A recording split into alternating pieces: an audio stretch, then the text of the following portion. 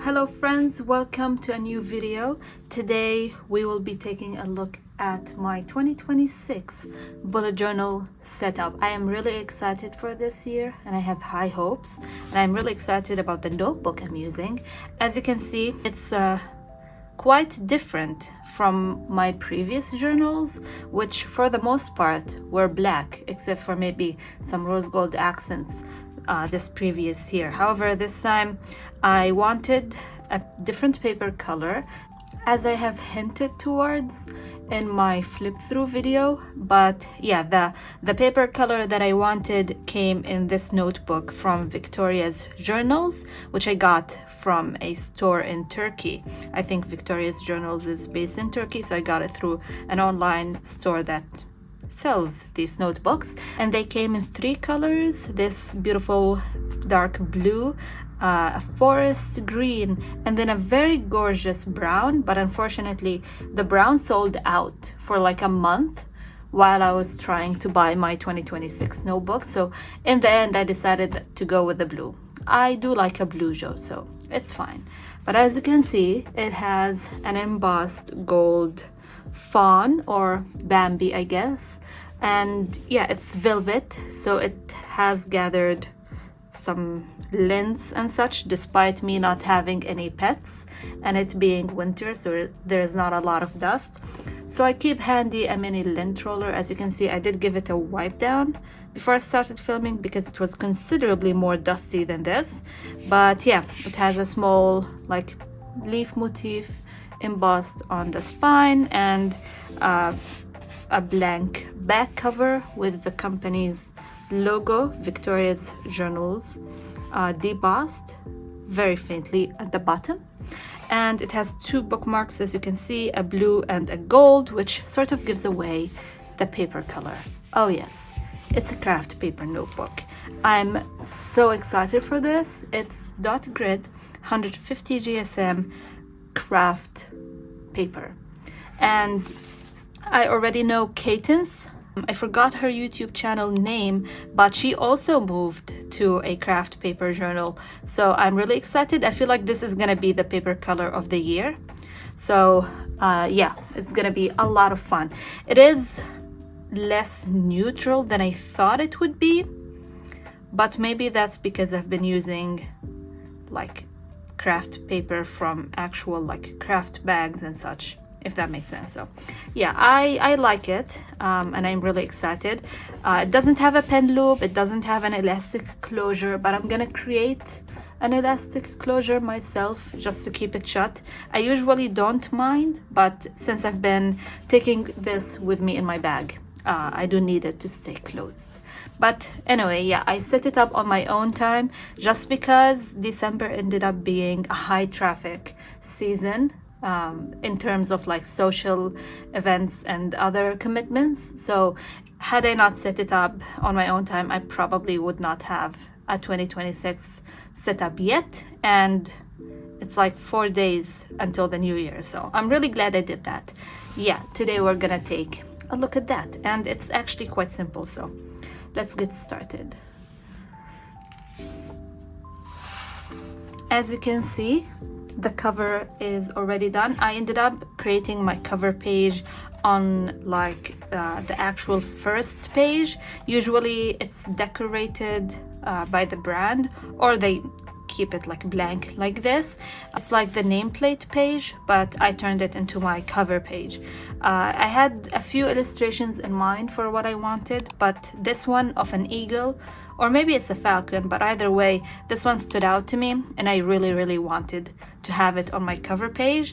I ended up tracing the sketch not in the place where I wanted it to, because I didn't want to cover the logo, so it would have been slightly to the right, or I would have placed it right here.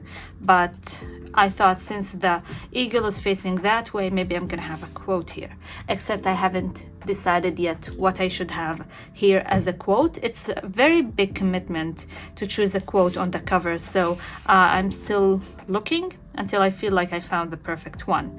But yeah, I ended up smudging some watered down black ink here, but I used gouache paper gouache paint. I'm already losing my brain cells for this. So I ended up using burnt umber and burnt sienna for the browns. I also used lemon yellow and yellow ochre to mix in with some other colors, and then the yellow for the peak and the eyes.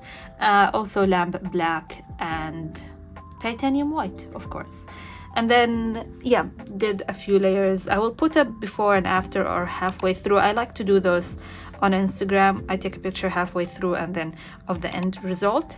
And then I used my number stencil to do the 2026 here, slightly off center, but that is all good.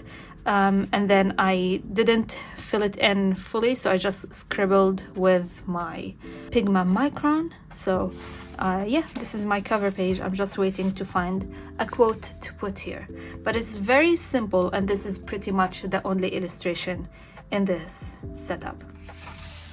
Then we have this awkward page that doesn't fully open, and this is what I mean by, I thought all of the paper will be more of this color rather than this, but it's fine. So yeah, this, I'm gonna probably glue them together. Then we actually have a blank page because I set up all of the other pages except my cover page. I did that yesterday actually, on the last Friday of the month, and I wasn't entirely sure if I wanted to do the cover on this page or on the actual dot grid. I liked the tone of this craft paper here better, and I didn't want the dot grid, I guess, around the falcon and such, but I also wasn't too happy with the logo being here and this box, but I decided to work around it, as I said. So yeah, I ended up having my cover here. And then thankfully I do have a purpose for these pages. I'm gonna follow Jashi Curran's goal planning session that she posted a few days ago on her channel, and I'm gonna use this for my goals. But I will probably set it up later. I'm still brainstorming what my goals are going to be, when I'm gonna work on them during the year, and what outcome I would like from each, because some goals are gonna be soft finished and others will simply happen, and some of them are more projects, but they will go on that list too. So hopefully I figure out a layout and actually work on these goals instead of like having it empty, and so I never set it up in a good structure, so I never used it and I never worked on my goals, which usually happens. Then we have my future log. So I never really flip back to the future log for like the days of the month reference. Like my default is to open my phone or my iPad on the calendar app and check that out. So this year I decided to not have the days of the month, I guess, here. Instead, it's just a log for me to log future happenings for each month of the year. And I did have all of the months here from January till December. I am hoping to fit a full year here. I am not sure if that's gonna happen, but also I'm like, my planning for each monthly setup is gonna be a little simpler, so I'm hoping it's gonna happen. But yeah, in case I need to jot down something for the other 6 months, the space is here. And this was supposed to look a little different. I was supposed to have 2 columns here and 4 here, and then 2 columns here and 4 here. So like, I forgot the word, but they are not like an equal, they're not center, they're not justified, adjusted, I guess, from like a weekly setup that Sophie from Mingo Studio did in her December setup, and I really like the look of that, and I wanted to test it here, but that did not end up working like spacing wise. And also I was supposed to have my future log title here, but I didn't like that idea, so I just put it up here, and so I just made them the same sizing, I guess. And this font, I will have a picture of it on the screen. It's a beautiful font, and I did not freehand this. What I did is I found the font in like a reference sheet, but I couldn't actually download it to use it with all of the flourishes and such. So I took it to Gemini, and I told the AI to write the words that I needed in that font, and I redid it a few times until Gemini gave me like the list of the words that I needed in like accurate letters and styles and sizes, and then I printed that and traced it here, then went over it with a brush pen. But it sounds like a long process. It's much quicker than me tracing the letters, the words letter by letter on transfer paper and then transferring it here. And yeah, I really like that trick, and I like that it worked. Then I used the same numbers stencil, just in the smallest size, and offsetted the letters for each box slightly to the left. And I had a few mishaps where my lines needed to go, so that is fine.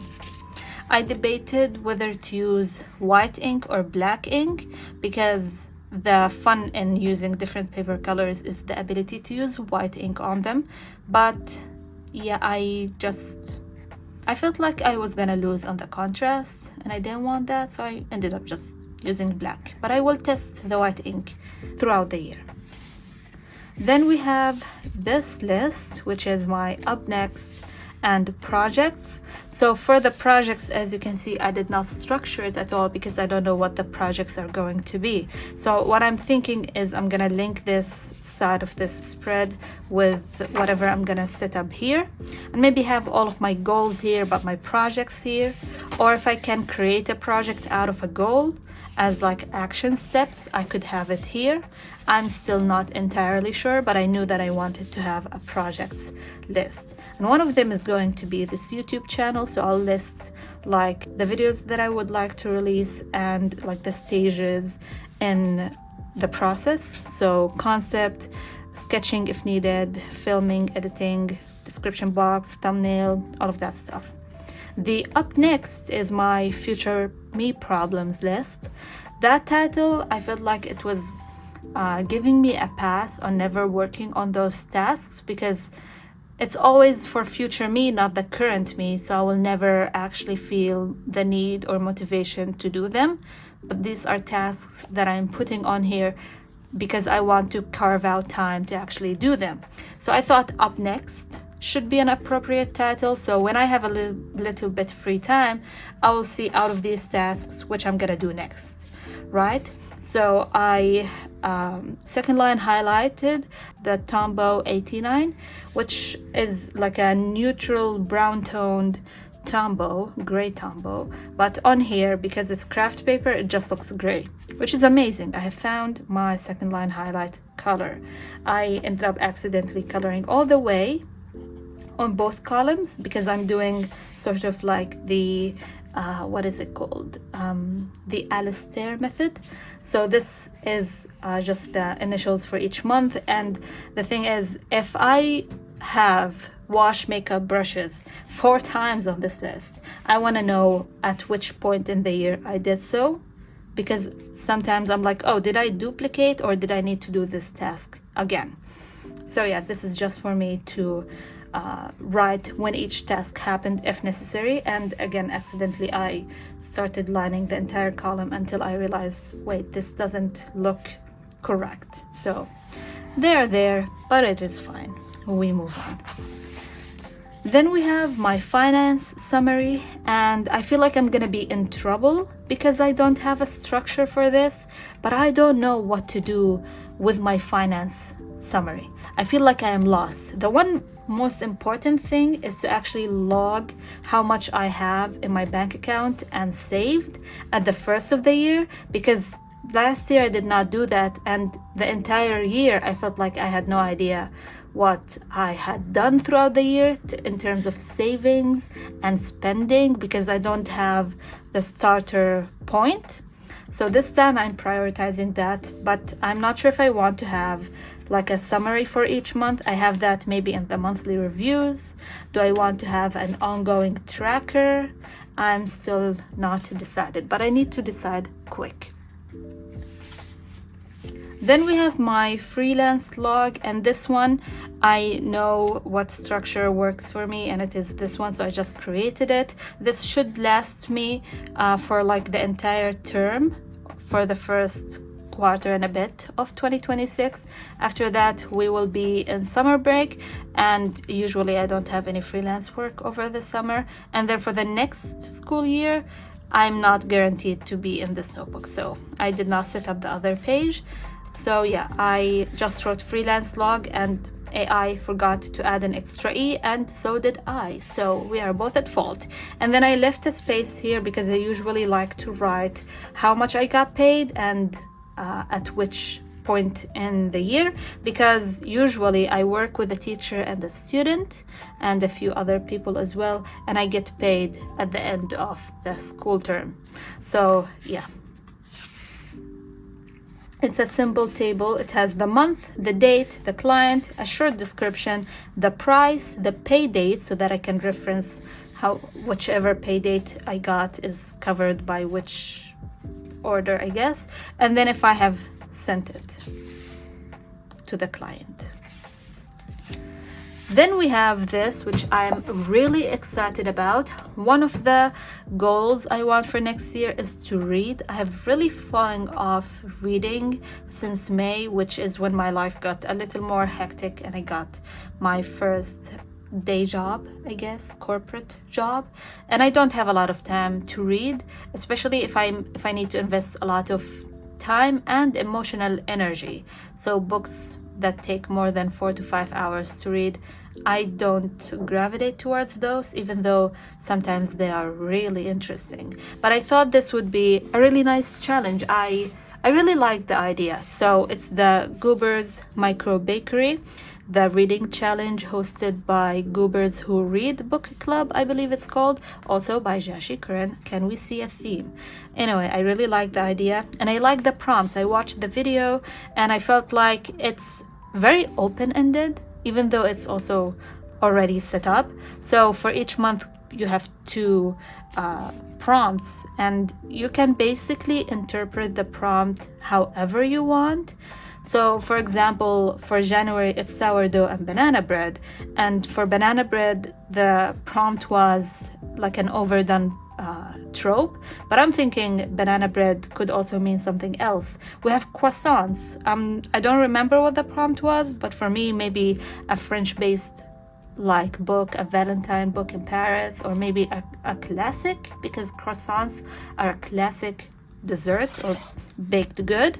And the idea is each month we read whichever prompt it is. It corresponds to dessert, which Goober then adds to his micro bakery. And so I'm gonna print small like book covers here, and I'm gonna have them. And this shelf was provided by Jess, and I ended up sketching it here and then filling it in with a bunch of tombos. And I really like that. I wanted to do the Dutch door so it doesn't take a lot of space, but I honestly can't remember what I wanted to do with this page, so it's open for now. But yeah, that's basically it for my 2026 setup. I'm probably gonna have a few things at the back. I already have like a testing page here and here as well, and then I'm gonna have my tracker for my sister. Her last term of university is next term, which is gonna start like partway through January, and I'm so excited for both of us to be done with this. So yeah, it's still a work in the making. A work in the making? Is that how it goes? Whatever, I'm still working on it, but I am really excited for next year. So yeah, let me know what you're gonna do for 2026. Are you still gonna bullet journal? Because a lot of people have moved away, and it breaks my heart, but also makes me happy because they found something that works for them. I'm still with the bullet journaling because it really is helpful to me, and it's a creative outlet. I think if I don't paint each month, I will absolutely crumble, I think. So yeah, to another year of bullet journaling. Thank you so much for watching, and I will see you in the next one.